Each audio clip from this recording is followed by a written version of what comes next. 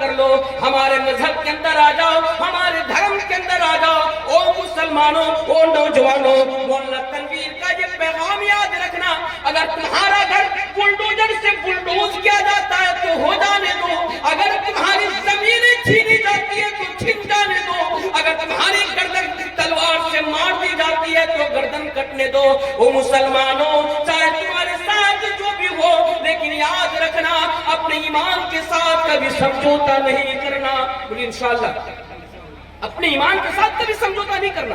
صحابہ کرام کی زندگی اٹھا کر پڑھیے، وہ صحابہ کرام ایمان کی ویلو کو اور ایمان کی اہمیت کو جانتے تھے، اور ہی وہ ایمان ہے کہ ان لوگوں نے اپنی جان دینا تو گوارا کر لیا، لیکن اپنے ایمان کے ساتھ ان لوگوں نے کبھی سمجھوتا نہیں کیا، اپنے ایمان کے ساتھ کبھی کمپرمائز نہیں کیا۔ اس لیے میرے بھائی اس بات کو ہمیشہ یاد رکھنا، کیونکہ اگر کل قیامت کے دن اگر کامیاب ہونا چاہتے ہو، اگر سکسیس ہونا چاہتے ہو میرے بھائیوں، آپ کو دنیا کے اندر ایمان کی حفاظت کرنی پڑے گی۔ بہت سارے واقعات ہیں صحابہ کرام کی زندگی میں سے جو میں آپ کو ادھر لے کر نہیں جاؤں گا۔ اب آئیے، جنت میں جانے کے لیے ایمان کے اوپر ثابت قدم رہنا ہی پڑے گا، کیونکہ ایمان کے سوا کل قیامت کے دن کوئی جنت کے اندر جا ہی نہیں سکتا۔ اللہ اکبر، ایمان اتنی بڑی چیز ہے، ایمان اتنی بڑی دولت ہے۔ ایک چھوٹی سی حدیث مثال کے طور پر میں آپ لوگوں کے سامنے رکھتا ہوں کہ ایمان کتنی بڑی چیز ہے جس کی حفاظت ہمیں اور آپ کو دنیا کے اندر کرنی ہے۔ مثال کے طور پر اگر دنیا کے اندر کوئی آدمی اللہ پر ایمان رکھنے والا نہ ہو، رسول کو ماننے والا نہ ہو، لیکن آدمی بڑا اچھا ہو، نیکی کار ہو، نیکی کا کام کرتا ہو، خدمت خلق کو زیادہ سے زیادہ نحمده ونستعينه ونستغفره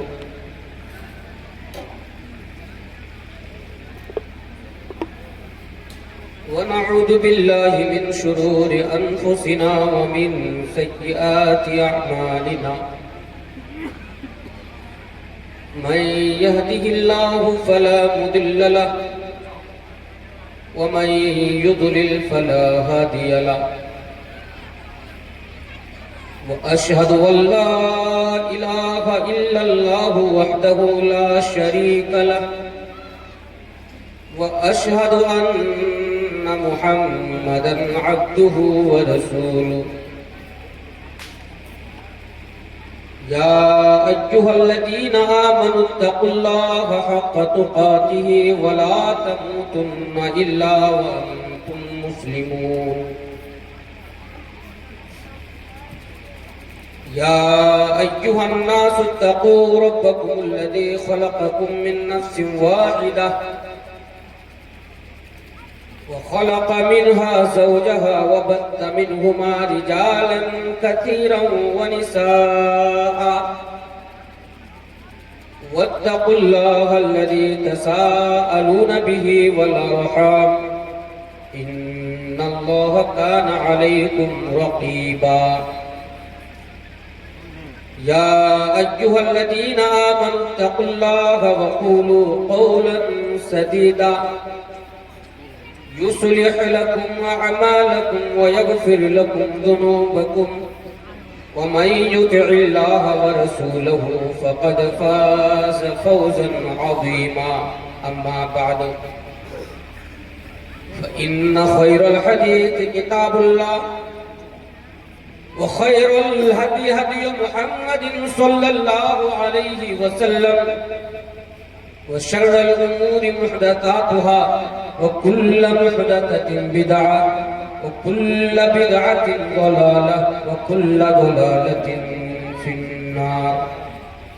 أعوذ بالله من الشيطان الرجيم، بسم الله الرحمن الرحيم۔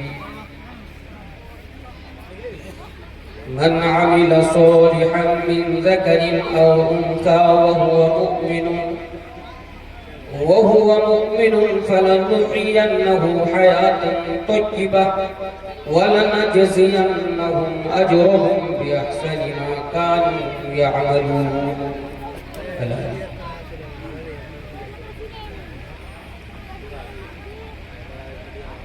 نہایت ہی معزز و محترم صدر اجلاس وہ اسٹیج پر تشریف فرما، دیگر معزز علماء دین، سامنے بیٹھے ہوئے بزرگوں،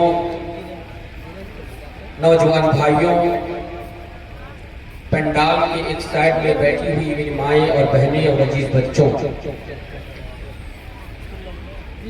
میرے بھائیوں، میں بلا تمہید، کیونکہ رات کافی ہو چکی ہے اور میرے بعد بھی ایک مقرر جو مرشد آباد ڈومکل کی سرزمین سے ہمارے ہاں تشریف فرما ہے، انہیں بھی آنا ہے، انہیں بھی سننا ہے، اس لیے قرآن کریم کے اندر سے جو آیت کریمہ پڑھی گئی انشاءاللہ اس کو سامنے رکھ کر چند باتیں بڑی ہی اختصار کے ساتھ آپ حضرات کے سامنے رکھوں گا۔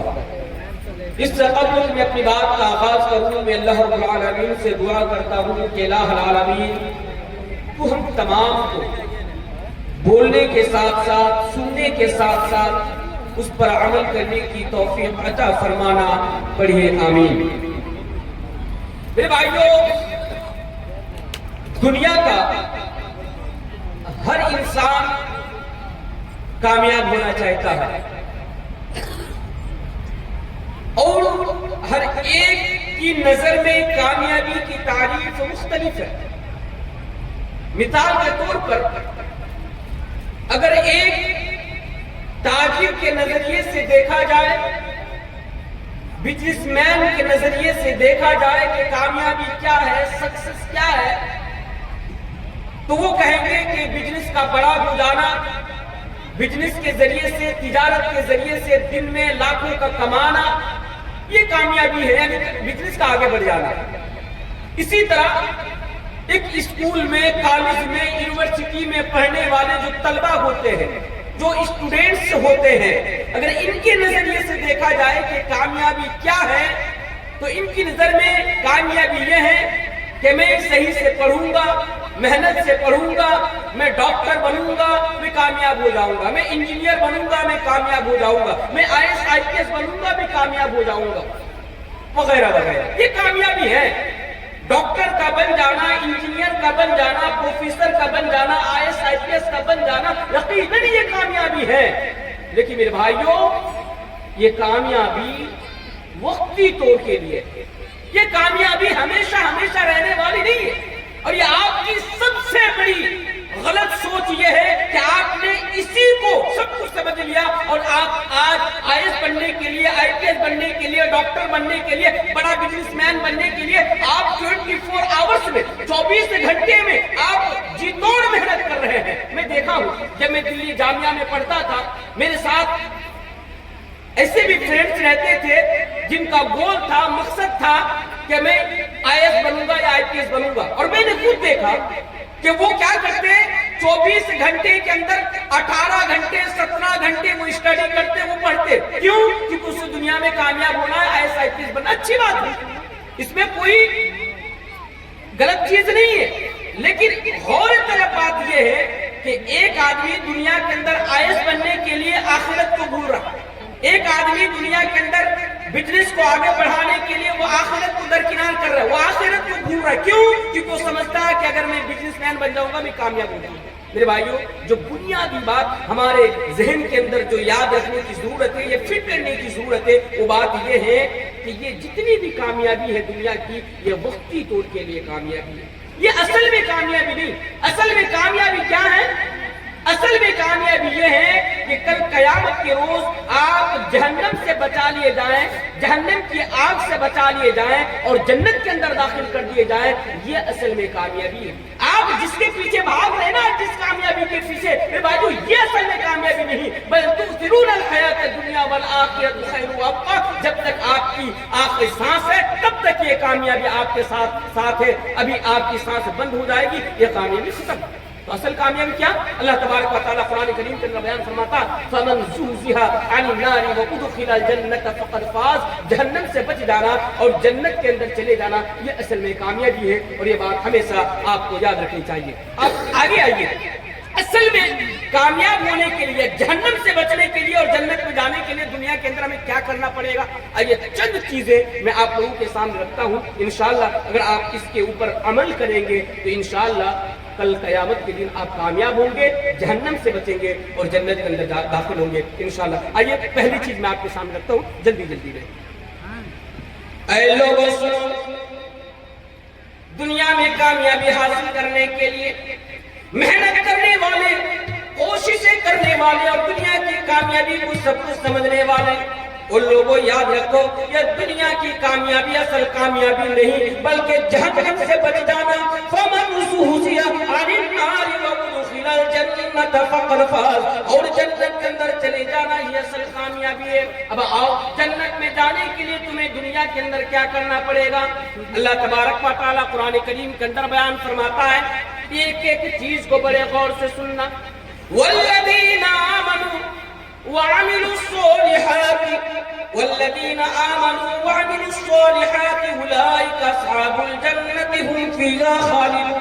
اللہ تبارک و تعالیٰ قرآن کریم کے اندر بیان فرماتا ہے جو لوگ ایمان لے آئے، والذین آمنوا، جو لوگ ایمان لے آئے، وعملوا الصالحات، اور عمل صالح کرے، اولئک اصحاب النار، اولئک اصحاب الجنة هم فیہا خالدون، یہی لوگ جنت کے اندر جائیں گے. اللہ تبارک و تعالیٰ دوسری جگہ پر بیان فرماتا ہے ان الذین آمنوا وعملوا الصالحات کانت لهم جنات الفردوس نزلا. یہاں پر بھی وہی بات کہی گئی، یعنی جنت میں جانے کے لیے کیا کرنا پڑے گا؟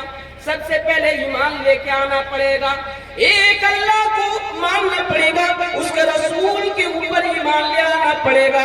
والذین آمنوا، جو لوگ ایمان لے آئے، وعملوا الصالحات، اور ایمان لے آنے کے بعد عمل صالح کرے. تو پہلی چیز جنت میں جانے کے لیے، یعنی حقیقت میں اور اصل میں کامیاب ہونے کے لیے کیا کرنا پڑے گا؟ دنیا میں ایمان لے کے آنا پڑے گا. اللہ اکبر. لیکن یہاں پہ جتنے بھی لوگ آج ہم موجود ہیں جلسے میں، الحمدللہ ہم سارے کے سارے مسلمان ہیں. مسلمان ہیں کہ نہیں ہیں؟ ایمان والے ہیں کہ نہیں ہیں؟ ہم ایک اللہ کے ماننے والے ہیں کہ نہیں ہیں؟ تو اللہ تبارک و تعالیٰ کا لاکھ لاکھ شکر ہے کہ اللہ تبارک و تعالیٰ نے ہمیں اور آپ کو ایمان کی دولت سے نوازا ہے. تو ہم اور آپ بڑے خوش نصیب ہیں. اللہ نے ہمیں اس دین کا ماننے والا بنایا جس دین کے بارے میں اللہ رب العالمین قرآن کریم کے اندر بیان فرماتا ہے ان الدین عند اللہ الاسلام. اللہ اکبر. تو اللہ تبارک و تعالیٰ کا شکریہ ادا کیجئے کہ ہم اور آپ مسلمان ہیں، ہمیں اور آپ کو ایمان کی دولت سے نوازا ہے. تو اب ہمیں کیا کرنا پڑے گا؟ ہم تو ایمان لے آئے، تو اب ہمیں کیا کرنا پڑے گا جنت میں جانے کے لیے؟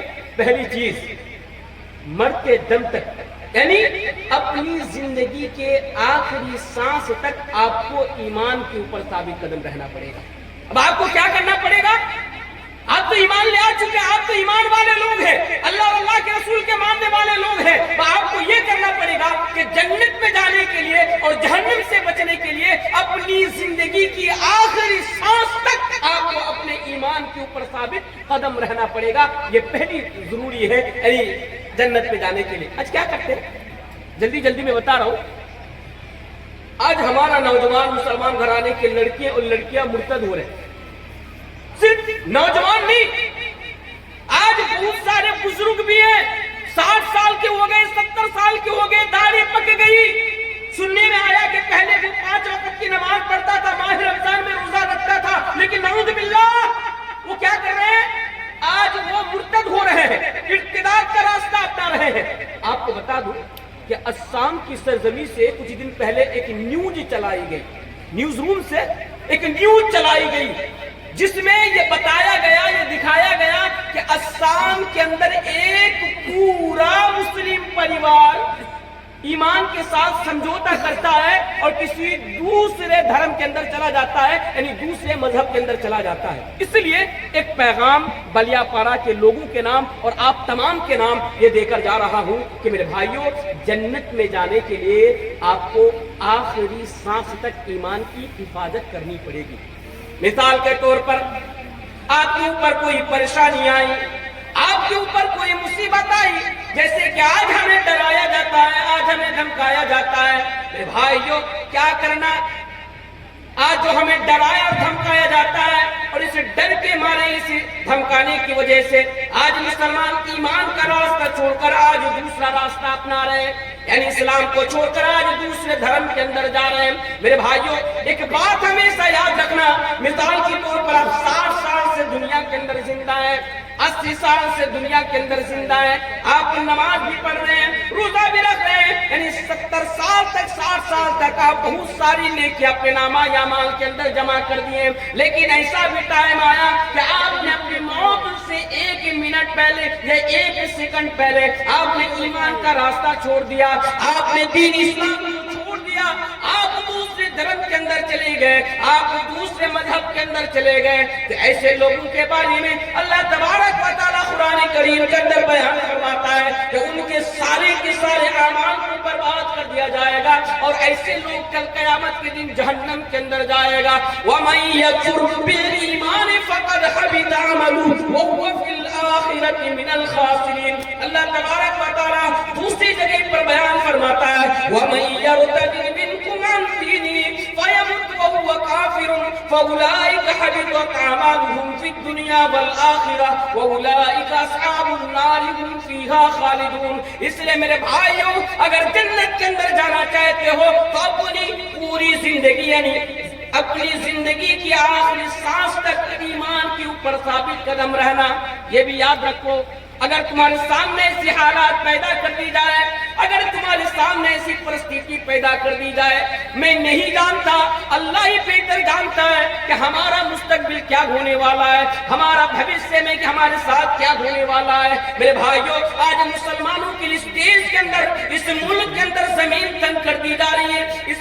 उन तमाम चीजों को सामने रखकर बस इशारतन एक बात मैं आप लोगों के सामने कहकर जा रहा हूँ, खुदा ना खास्ता अगर आपके सामने से हालात पैदा कर दी जाए या आपके सामने से परिस्थिति आ जाए, आपकी गर्दन पर अगर तलवार रख दी जाए, आपके घर के सामने अगर बुलडोजर खड़ा कर दिया जाए और आपसे कहा जाए इस्लाम को छोड़ दो, ईमान के साथ समझौता कर लो, हमारे मजहब के अंदर आ जाओ, हमारे धर्म के अंदर आ जाओ, ओ मुसलमानों, ओ नौजवानों, मौलाना तनवीर का ये पैगाम याद रखना, अगर तुम्हारा घर बुलडोजर से बुलडोज किया जाता है तो हो जाने दो, अगर तुम्हारी जमीनें छीनी जाती है तो छीन जाने दो, अगर तुम्हारी गर्दन तलवार से मार दी जाती है तो गर्दन कटने दो।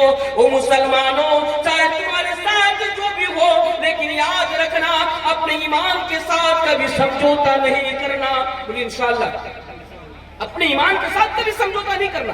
सहाबाए किराम की जिंदगी उठाकर पढ़िए, वो सहाबाए किराम ईमान की वैल्यू को और ईमान की अहमियत को जानते थे, और ही वो ईमान है कि उन लोगों ने अपनी जान देना तो गवारा कर लिया, लेकिन अपने ईमान के साथ उन लोगों ने कभी समझौता नहीं किया, अपने ईमान के साथ कभी कंप्रोमाइज नहीं किया। इसलिए मेरे भाई उस बात को हमेशा याद रखना। क्यों? क्योंकि अगर कल कयामत के दिन अगर कामयाब होना चाहते हो, अगर सक्सेस होना चाहते हो, मेरे भाइयों, आपको दुनिया के अंदर ईमान की हिफाजत करनी पड़ेगी। बहुत सारे वाकयात हैं सहाबाए किराम की जिंदगी में से जो मैं आपको उधर लेकर नहीं जाऊंगा। अब आइए, जन्नत में जाने के लिए ईमान के ऊपर साबित कदम रहना ही पड़ेगा, क्योंकि ईमान के सिवा कल कयामत के दिन कोई जन्नत के अंदर जा ही नहीं सकता। लोगों को ईमान इतनी बड़ी चीज है, ईमान इतनी बड़ी दौलत है। एक छोटी सी हदीस मिसाल के तौर पर मैं आप लोगों के सामने रखता हूं कि ईमान कितनी बड़ी चीज है जिसकी हिफाजत हमें और आपको दुनिया के अंदर करनी है।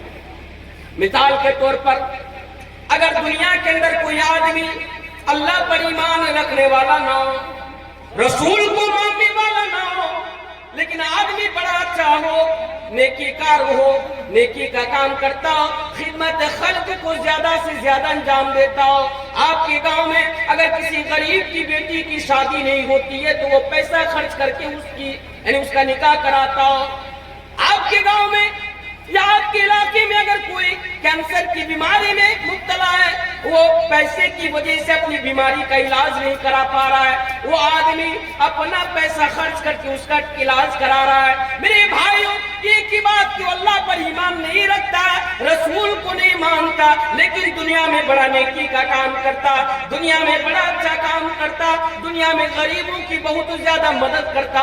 मेरे भाइयों, ऐसा आमाल करने के बाद भी, इतनी सारी नेकियां करने के बाद भी वो कल कयामत के दिन जन्नत के अंदर नहीं जाएगा। इसलिए कि जन्नत में जाने के लिए पहले ईमान शर्त है, ईमान शर्त है। ईमान के बगैर कोई जन्नत में जा ही नहीं सकता।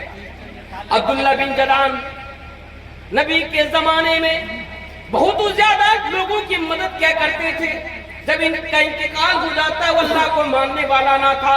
नबी की प्यारी बीवी हजरत आयशा रज़ी अल्लाह तआला अन्हा उनके बारे में सवाल करती है, ये अल्लाह के रसूल आप बताइए, ये अब्दुल्ला बिन जदान जो लोगों की ज्यादा से ज्यादा मदद क्या करता था, गरीबों को खाना खिलाया करता था, उनके बारे में यहाँ तक बताया जाता है कि वो जो हज करने के लिए जो लोग आते हैं उनके लिए खाने का इंतजाम भी क्या करता था। ये अल्लाह के रसूल आप बताइए, ये अब्दुल्ला बिन जदान जन्नत के अंदर जाएगा या नहीं? अल्लाह के नबी ने बयान फरमाया कि नहीं नहीं, ऐ मेरी बीबी आयशा, नहीं नहीं, ये अब्दुल्ला बिन जदान जन्नत के अंदर नहीं बल्कि जहन्नम के अंदर जाएगा।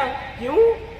वो अच्छा काम तो दुनिया में करता था, लेकिन उसके पास दुनिया में ईमान नहीं था, तो इसलिए जन्नत में जाने के लिए ईमान जरूरी है। एक सीधी बात बहुत आसान लफ्जों में आपके सामने कहता हूँ, जन्नत में मुसलमानों के अलावा कोई जा ही नहीं सकता। मुसलमानों के अलावा, साहिब ईमान के अलावा जन्नत में कोई नहीं जा सकता। तो ये पहली चीज है। अब आइए दूसरी चीज, जन्नत में जाने के लिए अब हमें दुनिया के अंदर क्या करना पड़ेगा। अल्लाह तबारक व तआला बयान फरमाता है, वल्लज़ीना आमनू व अमिलुस्सॉलिहात। अब ईमान लाने के बाद उनको अमल सोले करना पड़ेगा, अच्छा अमल करना पड़ेगा, अमल सोले। अच्छा, यहाँ पर एक चीज गौर कीजिए, आज हमारे पास ईमान तो है, अल्हम्दुलिल्लाह, हम लोग अल्लाह के मानने वाले तो हैं, अल्लाह के अलावा किसी गैर के दर पे सजदा करने वाले, झुकने वाले तो बिल्कुल नहीं है। अल्लाह पर ईमान रखते हैं, रसूल पर भी ईमान रखते हैं, लेकिन आज हम लोगों के अंदर जो सबसे बड़ी कमी की चीज है ना, वो क्या मालूम है? क्योंकि आज हमारे पास अमल सोले नहीं है। हम ज़बानी दावा तो करते हैं कि हम अल्लाह के मानने वाले, रसूल के मानने वाले, लेकिन आज हमारे पास अमल सोले नहीं है।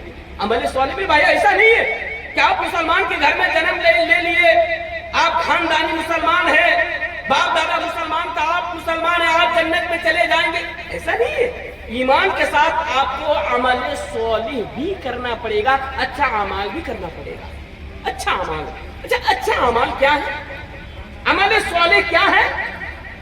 इस तरह समझिए, अमल सोले वो अमल है, यानी दुनिया के अंदर आपको वो अमाल करने होंगे जिनकी दलील कुरान में है और जिनकी दलील सही हदीस में है। अल्लाहू अकबर, ये अमल सोले है। अच्छा, और एक चीज, नमाज पढ़ना अच्छा अमल है या बुरा अमल है? अच्छा काम, जवाब दीजिएगा, अच्छा काम है या बुरा काम है? सामने जो नौजवान बैठे, बात मत करना, तो बात मत कीजिए आपस में। सुनिए, अब बात यहां से शुरू होती है। नमाज पढ़ना अच्छा अमल है या बुरा अमल है? सामने से कोई अच्छा अमल है, इसकी दलील कुरान में भी है, इसकी दलील हदीस में भी है, लेकिन नमाज पढ़ रहे हैं, लेकिन वो नमाज नबी के तरीके पर अदा नहीं पढ़ रहे, नबी के तरीके पर नहीं, नबी ने जैसा सिखाया आप वैसे नहीं पढ़ रहे हैं, तो बताइए आपकी नमाज कबूल होगी? कबूल होगी? कबूल नहीं होगी। तो अमल सोले यानी वो अमल आपको दुनिया के अंदर करने होंगे जिसकी वजह से आप जन्नत के अंदर जाएंगे, जिसकी दलील कुरान में भी हो, जिसकी दलील हदीस में भी हो, और वो अमल आप अपनी मर्जी के हिसाब से नहीं बल्कि नबी ने जो तरीका आपको सिखाया उस तरीके पर आप कर रहे हैं, तो इंशाअल्लाह ये अमल आपके कबूल होंगे और इसकी वजह से कल क़यामत के दिन आप जन्नत के अंदर जाएंगे। अच्छा, और एक चीज, एक अमल, एक काम आप कर रहे हैं, मिसाल के तौर पर नमाज ही आप पढ़ रहे हैं, आप क्या कर रहे हैं? इसकी दलील कुरान में भी है, इसकी दलील सही हदीस में भी है, और आप अपने इमामों के तरीके पर नमाज नहीं पढ़ रहे, अपने बाप दादाओं के तरीके पे नमाज नहीं पढ़े, बल्कि रसूल ने जो तरीका आपको सिखाया, जिसकी दलील कुरान और हदीस में मौजूद है, जो तरीका, उस तरीके पर आप नमाज पढ़ रहे हैं, तो सब ठीक है, लेकिन आपकी नीयत अल्लाह की खुशनुदी हासिल करना नहीं है, आपकी नीयत अल्लाह तबारक व तआला को राजी करना नहीं है। तो बताइए, ये अमल जिसकी दलील कुरान में भी, जिसकी दलील हदीस में भी, और जो नबी के तरीके पर आप कर रहे हैं, क्या ये अमल یا یہ نماز آپ کی قبول ہوگی؟ بتائیے قبول ہوگی؟ میرے بھائیو جواب دیجیے نا. قبول نہیں ہوگی. کیوں نہیں ہوگی؟ کیونکہ وہ عمل آپ اللہ تبارک و تعالیٰ کو راضی کرنے کے لیے نہیں کر رہے. اور آج ہمارا وہی معاملہ ہے. ہم اپنے آپ کو اہل حدیث بھی کہتے ہیں. ہم اپنے آپ کو, یہ ہمارے لیے اعزاز کی بات ہے کہ آج ہم اور آپ اہل الحدیث ہیں, قرآن و حدیث کے ماننے والے ہیں. ہم نماز اسی طرح پڑھتے ہیں جس طرح رسول نے ہمیں سکھایا ہے. لیکن افسوس کہ آج ہم میں سے بہت سارے لوگ ایسے ہیں, جب ہم نماز پڑھنے کے لیے جاتے ہیں تو ہماری نیت یا ہمارا مقصد اللہ کو راضی کرنا نہیں ہوتا. اللہ معاف کرے, نہیں ہوتا. بہت سارے, خاص کر کے نوجوانوں کی بات میں آپ کے سامنے کر رہا ہوں. مثال دوں, دیکھیے جمعہ کے روز آپ کے علاقے میں جو جامع مسجد ہے, کل ہی جمعہ کی نماز پڑھنے کے لیے جائیے گا, پوری مسجد فل ہو جاتی ہے. جمعے کی نماز ہوتی کہ نہیں ہوتی؟ پوری مسجد فل ہو جاتی ہے. جمعہ کی نماز ختم, عصر کی اذان ہوئی, عصر کی نماز پڑھنے کے لیے آپ مسجد کے اندر جائیے, پوری مسجد خالی. ایک دو بزرگ کے سوا, بوڑھے آدمی کے سوا پوری مسجد خالی. مجھے ایمانداری کے ساتھ بتائیے وہ لوگ کہاں گئے جو جمعے کی نماز پڑھنے کے لیے مسجد میں آئے تھے, جن کی وجہ سے پوری مسجد فل ہو گئی تھی, لیکن عصر آتے آتے اور عصر کی نماز میں پوری مسجد خالی. وہ لوگ کہاں گئے؟ کون ہے وہ لوگ؟ کیا وہ لوگ قبرستان سے اٹھ کے آئے تھے؟ نعوذ باللہ. کہاں سے آئے تھے؟ کیا ہمارے منزلی سے آئے تھے؟ کیا وہ لوگ رمچندر پور سے آئے تھے؟ نہیں, وہ آپ کے گاؤں کے تھے. لیکن جمعہ کی نماز پڑھنے کیوں آئے؟ کیا اس کا مقصد اللہ کو راضی کرنا تھا؟ نہیں, اس کا مقصد یہ تھا کہ چلو بھائی 5 وقت کی نماز تو نہیں پڑھتا ہوں, کم سے کم جمعہ کی نماز تو ادا کر لوں, جمعہ کی نماز تو پڑھ لوں. اگر جمعہ کی نماز نہیں پڑھوں گا تو گاؤں والے کیا کہیں گے؟ پھر یہ جو آپ نماز پڑھ رہے ہیں نا گاؤں والوں کو دکھانے کے لیے, ارے بھائی یہ نماز آپ کی قبول نہیں کی جائے گی, اور ایسا عمل تو ایسا جنت کے اندر نہیں جائے گا. اچھا, اور ایک چیز, ہم میں سے بہت سارے نوجوانوں کا آپ دیکھیں گے گھر میں ہوتا, ایک وقت کی نماز بھی وہ مسجد میں آ کر ادا نہیں کرتا. ایک وقت کی نماز بھی مسجد میں آتا, لیکن جب سسرال کو جاتا تو 5 وقت کی نماز مسجد میں جا کے ادا کرتا. کسی نے پوچھا کہ اچھا بھائی یہ بتا, عبداللہ, عبدالرحمان, عبدالستار, چل یہ بتا, جب تو گھر میں ہوتا ایک وقت کی نماز بھی تو نہیں پڑھتا, لیکن جب سسرال کو جاتا 5 وقت کی نماز مسجد میں جا کے تو ادا کرتا, آخر بات کیا ہے, ماجرا کیا ہے؟ تو وہ جواب دے گا کہ ارے بے وقوف, تو اتنی سی بات بھی نہیں سمجھتا. اگر سسرال میں گھر میں نماز نہیں پڑھتا ہوں, چلو سب اپنے لوگ ہیں, لیکن اگر سسرال میں جا کر نماز نہیں پڑھوں گا تو ساس سسر کی نظر میں میری عزت کیا رہ جائے گی؟ ساس سسر کی نظر میں میری عزت کیا رہ جائے گی؟ تو بہت سارے نوجوان گھر میں نماز نہیں پڑھتے, لیکن جب سسرال میں جاتے تو نماز پڑھتے. وہی حال بزرگوں کا بھی ہے. ایک وقت کی نماز مسجد میں جا کر ادا نہیں کرتا, لیکن کیا کرتے ہیں, گھر میں جب کوئی نیا سمجھی آتے, بیٹی کی سسرال کی طرف سے کوئی مہمان آتے گھر میں, یعنی کندھے میں کیا کرتے, وہ گمچھا لٹکا کے مسجد کی طرف نماز پڑھنے کے لیے جاتے, ان کو شرم تک نہیں آتی بے خدا کو. یہ حال ہے. تو میرے بھائیو, عمل صالح کرنے پڑیں گے, وہ اعمال جس کی دلیل قرآن میں بھی ہو, حدیث میں بھی ہو, اور نبی کے طریقے پر بھی ہو, اور وہ عمل صرف اور صرف اللہ تبارک و تعالیٰ کی رضا کے لیے ہو. وہ عمل آپ کو دنیا کے اندر کرنے کے لیے, جب آپ جنت کے اندر جا سکتے ہیں. اگر آپ کسی اور کو راضی کرنے کے لیے کریں گے تو یہ ریاکاری ہے میرے بھائیو. اور حدیث ہے کہ ریاکاری بڑی خطرناک چیز ہے, اور ریاکاری کی وجہ سے 3 قسم کے لوگوں کو سب سے پہلے جہنم کے اندر ڈالا جائے گا. آئیے دوسری چیز پر میں آپ کو لے کر جاتا ہوں. والذین آمنوا وعملوا الصالحات اولئک اصحاب الجنة هم فیہا خالدون. اے لوگوں, جنت میں جانے کے لیے ایمان لے آنا پڑے گا, اور ایمان لے آنے کے بعد عمل صالح کرنا پڑے گا. جو اعمال نبی نے ہمیں اور آپ کو بتائے وہ اعمال دنیا کے اندر ہمیں اور آپ کو کرنا پڑے گا, تبھی ہم اور آپ کو جنت کے اندر جا سکتے ہیں, ورنہ ہم اور آپ کو جنت کے اندر نہیں جا سکتے. اب آئیے اور ایک حدیث میں آپ کے سامنے رکھتا ہوں, جنت میں جانے کے لیے کیا کرنا پڑے گا. اللہ کے پیارے حبیب جناب محمد رسول اللہ صلی اللہ علیہ وسلم بیان فرماتے ہیں, کل امتی یدخلون الجنت الا من ابا. اور لوگوں, اگر تم جنت کے اندر جانا چاہتے ہو, اس حدیث کو سن لو. نبی بیان فرماتے ہیں, کل امتی یدخلون الجنت الا من ابا. اور لوگوں, میری امت کا ہر ایک فرد جنت کے اندر جائے گا. آپ بھی جنت کے اندر جائیں گے, آپ بھی جنت کے اندر جائیں گے, میں بھی جنت کے اندر جاؤں گا, میرے بغل میں شیخ محترم جو بیٹھے ہوئے ہیں وہ بھی جنت کے اندر جائیں گے. کل امتی یدخلون الجنت الا من ابا. وہ لوگوں میری امت کا ایک فرد جنت کے اندر جائے گا الا من ابا, سوائے اس کے جو جنت کے جانے سے انکار کرتا ہو.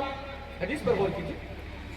سارے لوگ جنت کے اندر جائیں گے لیکن وہ جنت کے اندر نہیں جائیں گے جو جنت میں جانے سے انکار کرتا ہوں. اچھا ایک چیز مجھے بتائیے, بھلا مسلمان ہو, شرابی ہو, جواری ہو, نماز نہ پڑھتا ہو, روزہ نہ رکھتا ہو, اپنے مال میں سے زکوٰۃ نہ دیتا ہو, بھلے ہی وہ گنہگار ہو, ہر برائیاں ان کے اندر کود کود کر بھری ہو, لیکن اگر ایسا انسان سے سوال کیا جائے, کبھی پوچھا جائے کہ اچھا بھائی یہ بتا تو جنت میں جانا چاہتا ہے یا جہنم کے اندر جانا چاہتا ہے, وہ کیا جواب دے گا؟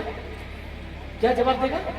کہ میں جنت کے اندر جانا چاہتا ہوں. اگر مسلمان ہے, قیامت کے روز پر اگر ایمان ہے تو وہ کیا کہے گا کہ میں جنت کے اندر جانا. ایک گنہگار بھی جہنم کے اندر نہیں جانا چاہے گا کیونکہ وہ جانتا ہے کہ جنت سے بڑھ کر کوئی کامیابی نہیں ہے.